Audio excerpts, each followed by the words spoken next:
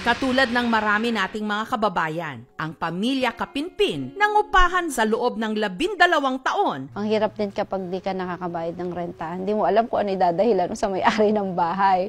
Nagtataka ako ba't lagi siya nangungutang para mabayaran lang upa. Talaga nakikita ko, ma'am, umiiyak si Papa dahil wala kami pera eh. Kaya pinilit daw noon ng kanilang ama na magkaroon sila ng sarili nilang bahay mula sa niloan nito sa bangko. Nagkaroon ng bahay, di pa siya palitada. Kahit wala pa siyang pintuan o bintana, lumipat na po kami agad. Yung bahay namin na yun is utang. 5 years bago kami nagka-tiles. At saka kung mapapansin nyo po dito, yung mga tiles namin na yan, kahit basag-basag na yan, yan po ay pundar ng tatay namin. Kaya hindi po namin... Tsaka alarm system po yan. Pag may magnanakaw po, uy, tunog, uy, meron po malalaman namin. Malalaman namin yan. Ang bintana po namin noon, yung plastic cover ng mga books na makapal. Tapos yung pintuan namin, yero. Kahit ganun yung bahay namin, proud ako kasi sa amin yun. Ang pinakamagandang CR namin. Ito, papakita ko po sa inyo. Napakaganda po ng locking system po na to. Tingnan niyo po yung knife na gamit namin. Kinakalawang na ho. At para lang ho dito yan. Ayan po. Lock po yan. Ganyan po. Napakatinding lock po niyan.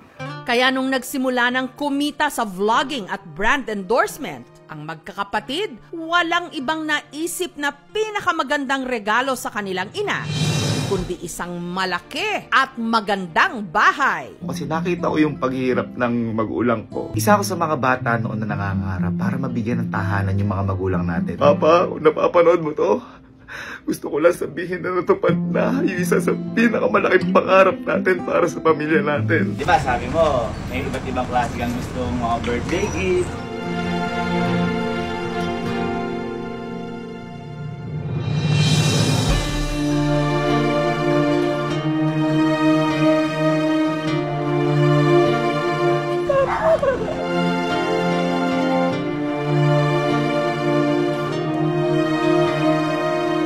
Regalo ko sa'yo sa atin ito.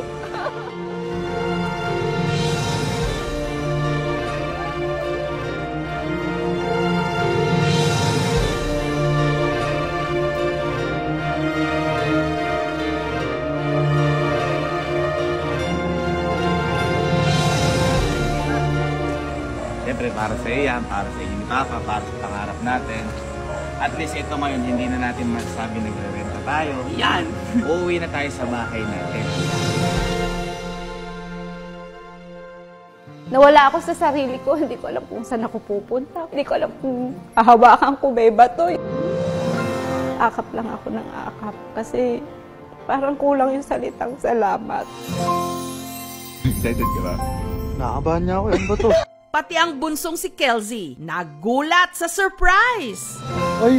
Kaya po namin sinikreto sa kanilang lahat po, kahit kay Kelzy po, para hindi po siya ma-spill na once na dumating po yung point na isusurprise na po namin.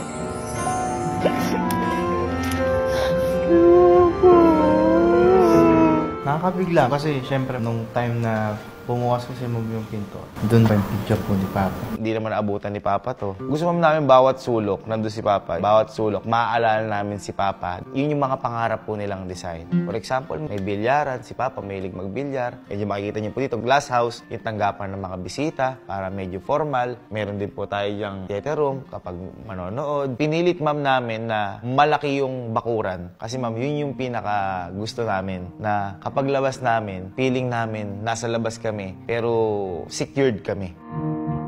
Ganda ng bahay kasi ma'am, tas lalo nung gabi. Naiyak na lang ako noon eh. Hindi ko naisip na parang may ganito na pala kami. Kasi ma'am, dati nag-aaway pa kami sa kwarto. Ito na yun. Ito na ma'am yung pinaghirapan. Wala mang pagsisisi. Sobrang sarap sa paka. Kasi ma'am, hindi rin biro yung gastos na ginawa namin dito. Pero hindi rin po biro yung saya na dinulat sa amin na to. Dahil hanggang ngayon po parang nananaginip kami. Kapag gising namin dito, grabe, may swimming pool, walang entrance. May aircon. Sobrang laki niya ma'am para sa amin. Nakakahingal ma'am. Lumakad. Nung malapit na matapos, talaga ma'am, nagtatalal ma'am ako dito, naguhubad ma'am ako. Sa amin na ba to? Ano na ba nangyari? Kasi ma'am sa loob ng 6 months, paano sa isang pitik nga lang po nandiyan, nagkaroon kami ng ganito na paggawa namin. Kaya ma'am, sobrang thank you sa lahat ng sumuporta sa amin kasi kundi ma'am dahil sa kanila wala ma'am kaming ganito. Marahil isipin ng iba, kumpleto na ang kanilang kaligayahan. Pero hindi ba't masakit ding matupad ang mga idinadalangin na hindi na ito naabutan pa ng mahal sa buhay? Pinipilit ko po na abutin ma'am lahat kahit nawala na si Papa para ma'am sa pamilya na namin. Sobrang lungkot. As in, gabi-gabi hanggang ngayon may time na umiiyak ako. Kasi nakakaiyak dahil yari ma'am, nakabili kang sasakyan, makikita mo yan. Pero kanino mo pagmamalaki? Oo, kay mama, pero hindi mo kumpleto. Ma'am, yung pinakamahirap ma'am sa amin. Mahirap ma'am lumaki ng walang tatay. Feeling ko kung nakikita niya ma'am lahat ng nangyayari sa amin. Sobrang proud nun kasi lagi ako yung takbuhan niya eh. Kapag may desisyon din, kapag di sila nagkakasundo ni mama, parang ako po yung sinasabihan niya na lahat ng plano niya para sa pamilya namin. Sobrang hirap lang ma'am na nawala yung tatay namin. Ayan, nandito na kami. Pero ano yung sense? So ayun pa, no? Andito kami ngayon sa bahay. At kahit kumikita na sila sa pagva-vlog at meron ng mga naipundar, alam pa rin daw nila ang kahalagahan na makapagtapos ng pag-aaral. Kahit ma'am ganito kami, loko-loko, makukulit, walang araw na pinabayaan ma'am kami nung magulang ma'am namin sa pag-aaral. Buhay pa si Papa ngayon at si Kelsey umabsent dahil sa pagbablog. Patay ako. Pero ma'am kami, ang goal lang talaga namin lahat is makatapos para may mapagmalaki. Kasi ma'am yun, sobrang laking kayamanan sa amin nun eh. Sobrang sarap. Hindi ko ma'am nararamdaman yung hirap. Pagdating sa pamilya ma'am, alam ko na nung namatay si Papa, ako na lahat papalit sa lahat ng ginagawa niya dito sa mundo. Kaya ma'am, sabi ko sa sarili ko, gagalingan ko.